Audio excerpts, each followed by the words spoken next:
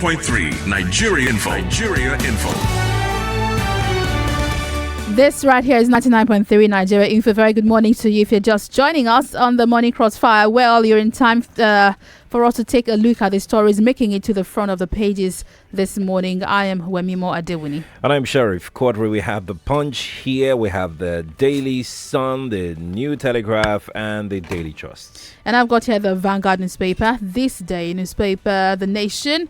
Here I have the Daily Independent as well as the Guardian newspaper. We're streaming live on Facebook and also on YouTube. You can watch us and leave us your comments on the headlines you find interesting today. You can also leave us a comment on Twitter at Nigeria Info FM, or you can also watch us and drop us a message on WhatsApp 08095975805. We have joining us on the show today to take a look at these stories, Mr. Ambrose Igboke. Good to have you this morning. Good morning. All right, Nigeria. Let's start with this story. Remember that The Guardian is our media partner on 99.3 Nigeria Info. And here's a story making it across the papers today. At Peace Summit, Abubakar others seek dialogue to end insecurity. We have a number of riders on The Guardian. Akinyemi urges return to confab reports. Southern Middle Belt leaders shun Pali. Akinriade Ishola, Haruna Akilu, Kande, Ditespin, and others were in attendance. You find the story also here in the Vanguard newspaper. Afenifere Middle Belt, Pandef, others boycott Abubakar's meeting with Miyetti Allah. On the front page of this newspaper, it's the banner headline here. Insecurity, there is anger in the land, says Abdul Salami. Sues for peace as Southern Middle Belt leaders boycott security summit. We find it also making the banner headline of the Nation newspaper. Abdul Salami, Akinyemi, others say, let's reduce tension. Akinriade, Gambari, Abdullahi, Dieter Spiff join forces. The story is also here on the Daily Independent. Article urges execution of Uwe's committee's reports. This is also a story you find on the Daily Independent today. From the Punch newspaper, security crisis worries Abdul Salami. Gambari warns against breakup. The Punch front page. From front page, Daily Sun, Abdul Salami. Amid summit boycott by Southern Middle Belt groups, Abdul Salami warns over rising tension. The writer says there is anger in the land. Daily Sun newspaper. Moving on to the New Telegraph this morning, Abdul Salami expresses fears of a growing tension. Riders, Gambari, military action not solution to conflict. And that's coming from the New Telegraph newspaper. Moving on now to Daily Trust. Banner headline, State of the Nation, Voices of Reason drowning rapidly. Abdul Salami warns. The writer, Gambari, Agwai, Akinyemi, others suggest way out. Daily Trust newspaper. Mr. Ambrose, these groups have refused to join the meeting because Miyetti Allah was also invited. They insist Miyetti Allah is a trade union and not a regional body to speak for people on the radio in that capacity. Especially social cultural organizations such as Afenifere, Ohaneze, and the rest. Well, while they may be politically correct on one side, the question I want to ask is, what is the cost for peace? So when you value the cost for peace and make efforts towards that, you tend to discountenance some irregularities. That's what I'll call it. Okay. Because the convenience of that meeting, we're looking at the larger picture, which was peace. It was not a political meeting. It was not a socio-cultural pan-Nigerian meeting. It was a meeting for peace. And who are the stakeholders in that conflict? Miyetti Allah has been accused severally across the country of its members perpetuating those acts. Therefore, the conveners of peace is, so this is the accuser. How can you do a conference for peace without the accuser being present? The accused. So it was a matter of bringing the accuser and the accused together. And so I don't know why the Afenifere and the Ohaneze Ndigbo didn't see it in that light. So it's not a time for grandstanding. It was not a time for ego trip. It was a time to find solutions to peace. So if Afenifere, if Ohaneze Ndigbo have consistently accused the MACBAN, that is Miyetti Allah Cattle Breeders Association of Nigeria, of his members perpetrating the what they call the so-called atrocities across the country, especially by the herdsmen who have been accused of being members of Miyetti Allah. And the Abdul Salam group called them together. I think it's just right that they should be represented there. But how it was communicated is what we don't know. Interestingly, members of the Miyetti Allah were present, along with their various youth bodies. Also prominent Nigerians in attendance included King Alfred Dietis Spiff, Ambassador Agbubuzu, who's also the Emir of Mina, Alhaji Umar Farouk was also there, the Emir of Kareze was there, Dr. Najib Hussein Adamu, Lieutenant General Alani Akimiade, Professor Bolaji Akinyemi, and Professor Ango Abdullahi, Air Vice Marshal IBM Harina, Professor Kingsley Mogelu was there, and Ambassador Zubeiru Dada was there. While addressing the gathering, former head of state and convener of the meeting, General Abdusalami Abubakar, said the meeting was convened mainly to find a lasting solution to the lingering crisis facing the country, especially insecurity. Now, they didn't show up. How effective could this meeting have been? Well, I feel that, first of all, it's a disrespect to the person of Abdul Salam Abubakar. Okay. Well, they in their response to Abdul Salami actually felt disrespected by being invited to a meeting together with Miyetti Allah. I believe these socio-cultural groups felt it was a meeting between these socio-cultural groups, and the letter they sent back to Abdul Salami, which I saw, they felt it was a spite on them to, almost regard Miyetti Allah as a socio-cultural group. So maybe I'm speaking tripping, really. Maybe here. because I'm speaking as a chartered mediator.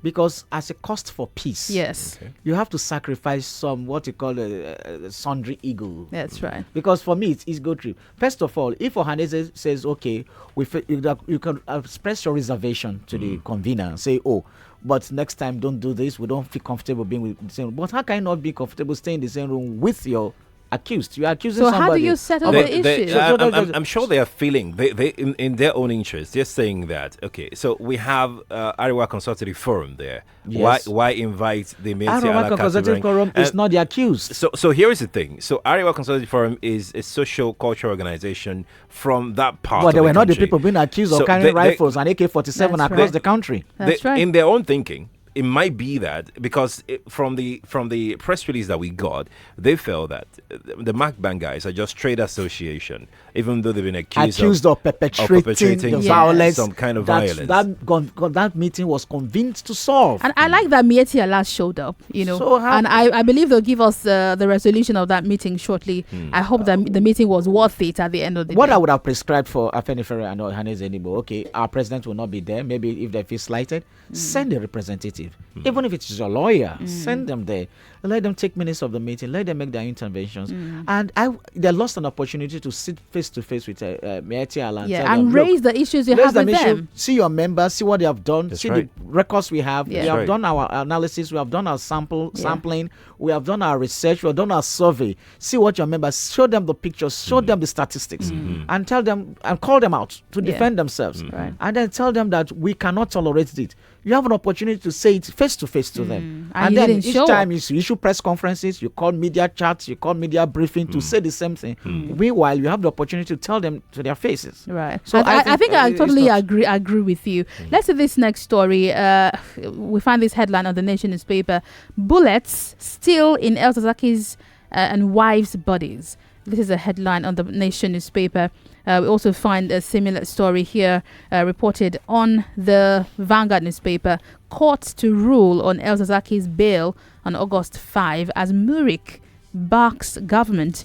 The story is also here with a picture on the front page of the Daily Independent. It's got the caption, "Defiant members of the outlawed Islamic movement of Nigeria protesting in Abuja on Monday." They're here with their young boys and men and women on the road, walking in protest here. Well, from the front page of The Punch, El Zagzaki absent, court rules on bail August 5. That's the front page of The Punch. Let's start with the absence of El Zagzaki in court. Do you think, he should have been absent? And a lot of people were asking why he was absent, really. I was having this conversation this morning with a couple of colleagues on the reason, because that he is actually applying for bail to go, seek medical help in India. And the argument was that he could have just appeared, in court. And whatever the case may be, maybe he's actually ill or not, that might even help his case in court. What do you think about that? The case of El Zazaki and that of Dasuki has been been sore thumbs in our judicial history. And Nigerians are still perplexed on why, after several court injunctions telling them to granting them bail, they have not been granted bail. I don't know why, because the courts is not at the pleasure of the President of the Federal Republic of Nigeria. The interpretations of our laws is not the pleasure of any executive person. There is the law, and the laws should be respected and obeyed. And the courts have given several. And it befuddles me that some lawyers actually come to defend the stand of the president on this matter. Because we are not talking about human sentiments here. We are not talking about the cherry picking. The cherry picking of. We are not talking about the emotions or the personal issues the president has with any of those people. We are talking about the rule of law. And so if we start cherry picking on the application of the rule of law, even after so many judicial pronouncements, then we are heading to the decline. Because that is not it. So the Zazaki's case is becoming more troublesome for Nigeria. They have just proscribed the group. And then when you proscribe a good, what they do is they go under and they start guerrilla engagements. And that's what we don't want. We are still battling with Boko Haram. Remember the Yusuf case? It's still fresh, how it started and it snowballed to what we have today. Are we ready to breed another group of guerrilla fighters? We have a similar headline. This is an opinion from Arabi Salah on the front page of the Vanguard. Buhari's invitation of Shiites to terrorism. I think this is just the point you're trying to make. But if this is not well handled, well, I got information from a release by the IMN yesterday that El Zazaki was not in court because he was totally ill. Last time he appeared in court, he couldn't even enter into the court because he couldn't stand. And so, both lawyers decided that he should stay away while the lawyers are there. But if he's really sick, his lawyers are making a case for him to travel abroad for treatment. The prosecutors are saying he can be treated in Nigeria. And they're claiming that we're spending millions of naira taking care of him anyway. And we're asking, wow, we're spending millions of naira taking care of him when we can let him go on bail and he can pay for his own treatment. Oh, well, it's not even about the press release. Falana was in court yesterday. Yes. That's right. He reiterated the same thing. And he addressed the press. Why would the prosecutor counsel say that he can be treated here when our own president flies overseas for treatment? When the senators fly overseas for treatment, when the governors fly overseas for treatment. So when it doesn't concern those in political office, they can be treated here. It actually said, because we played it on the news this morning, that our hospitals are capable of treating him. So why do our political leaders go overseas if our hospitals are capable? Why do our elites travel out for even medical checkups? So we are not even talking about treatments. You say somebody has flew overseas for medical checkup.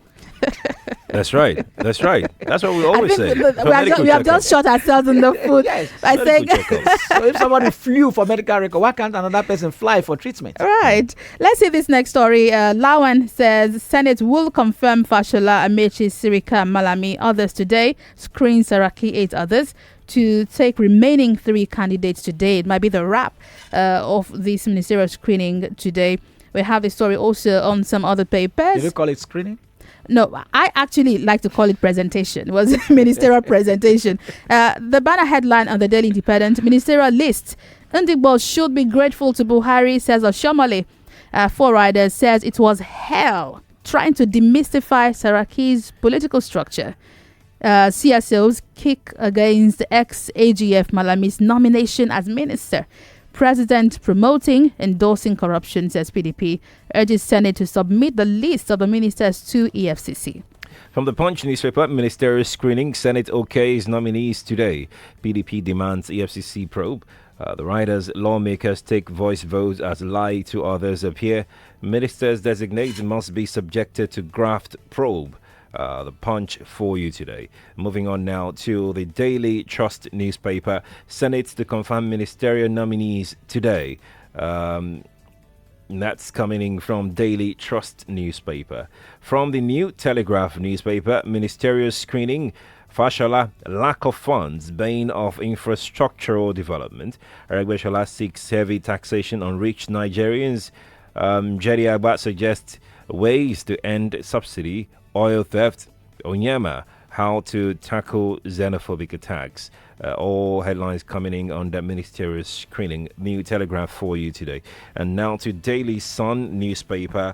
After 5 days screening, Senate confirms ministers today. After 5 days screening, Senate confirms ministers today. Daily Sun newspaper. Are you impressed? Well, It's a wrap today. I mean, none of those on the list were rejected. 3 more to go, but so far rejected or what? Or what's that? I mean, the ministers. I mean, the senators usually start by saying, "I congratulate you." Yes. So, I mean, it was just it's a circus. It was just a show, like a comedy show. I mean, there was nothing apart from, first of all, with the presentation of the ministerial list and without the attachment of office for those nominees. That's right. Makes no sense of the whole case. So what am I screening you for? It's just like you want to come for a job interview and you don't have a job description. Hasn't it always been this way? It has always been this way, but we thought we have a change mantra that we thought we would change some of those wrong things that have been happening. But apparently we are not changing anything. And then we came to the next level thinking that we are supposed to up our ante, but nothing has happened. And so people are taking bows. For what? I mean, look at the last time the Supreme Court judge was supposed to be sworn in America. It was a show. There's great demand for days on ending, and the man was sweating it out. That's right. So the same thing with ministers, but here it's a circus. Perhaps a lot of people don't know what it means to be screened, and I think we need to educate people, because most of us just hear what they hear on radio. They see what they see on TV, and they feel that is all that is to those kind of events. If you watch videos of how ministers and appointees are screened in the UK, in the US, in France, you know that it's not a joke at all. And if anything falls short of that, you see indigent citizens carrying placards and protesting. And all we have done is just to talk. No, you are going too far. You are calling France, America. Call Ghana, South Africa, Rwanda. Where you go? You see, we have made a joke of most. Nigeria is a comedy of errors, and then we are just here joking about our future. Lagos is about to start screening its commissioners. Do we expect? I mean, they're saying it's going to be thorough. But do we expect anything? Almost 2 weeks, the governor presented the list. July 14. So what are we waiting for? And then they now set up a committee again to screen. What's the committee? What's the work of the committee? But isn't that a better way to do it? Like, have the committees vet these commissioners. If, for instance, in the Senate we have committees in charge of the ministries. Wouldn't it have been a better case if these committees start to screen each candidate? Of course, with a job description, assigned? With portfolio. If we had portfolio was not assigned. It's the same tradition that happened at the federal level that is happening at the states. Portfolios are not assigned. So what is the committee sitting on? Is the committee on works going to sit on commissioner for works? No. So the committee will finish his work, then bring the charade again to the plenary, and they will start discussing it. And then the circus may last till August. Wow. Well, our next story here. Police warn agitators over declaration of Biafra today. Well, it's also going down in the southeast today, south all around that area. You can see the story on page 11 of the Daily Independent. A similar story on security on the Vanguard. Anglican Communion blames and reps blame insecurity on Buhari's leadership. You find that on the front page of the Vanguard. On the front page of the Punch newspaper, security-related story, Zamfara to employ ex-bandits to combat kidnappings. That's a story on the front page of the Punch newspaper. Zamfara to employ ex-bandits to combat kidnapping. And from Daily Sun, IPOB anti-Ruga protest grounds Ebonyi. Daily Sun newspaper. IPOB anti-Ruga protest grounds Ebonyi. Daily Sun newspaper. There you go. Well, I think it's becoming more profitable. It's looking like it's becoming more profitable to be involved in crime than to be a good person in Nigeria. Right. Because they're becoming compensated. I mean, There's a reward. It's a reward for criminality. I mean, look at the Niger Delta militants. What happened after amnesty, giving good contracts, right. and the good guys are somewhere, licking their wounds. And now ex-bandits. I thought that we'll be talking more of the civilian JTF.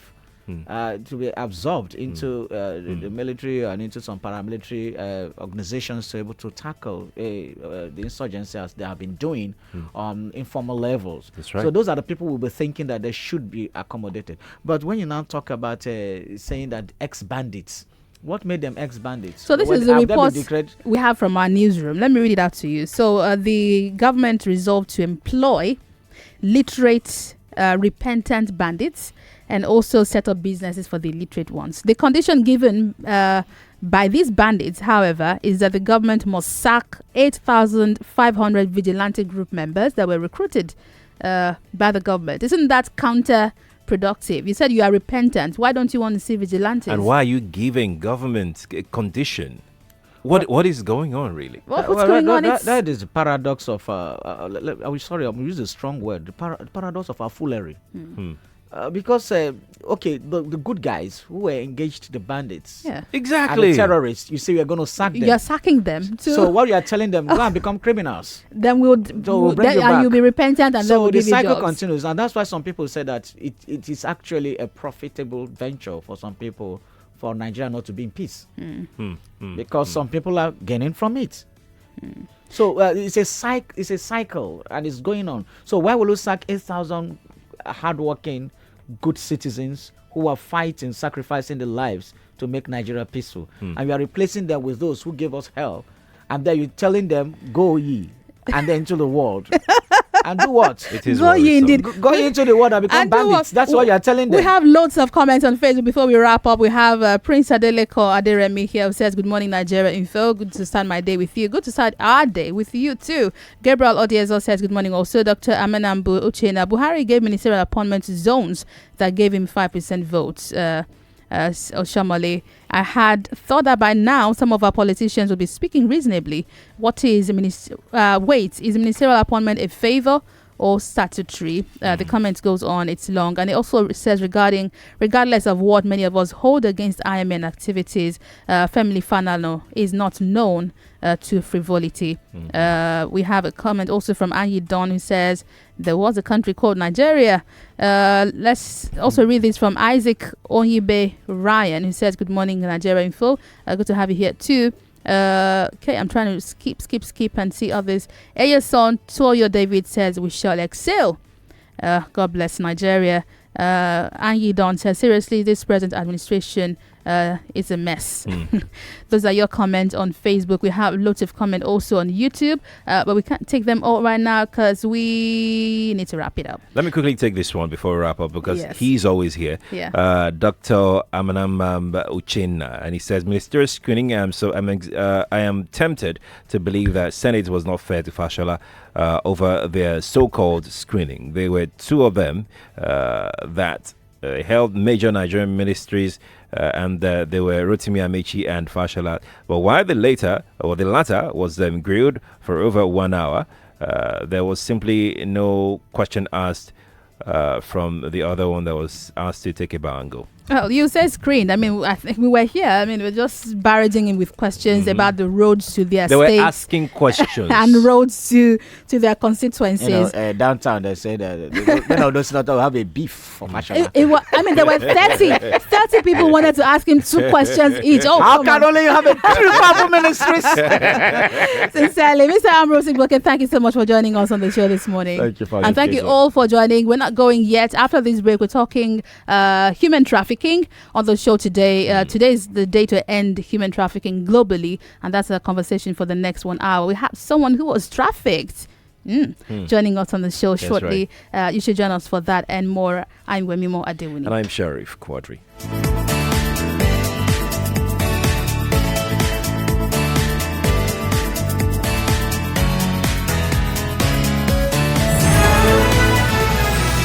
More talk, news and sports after this.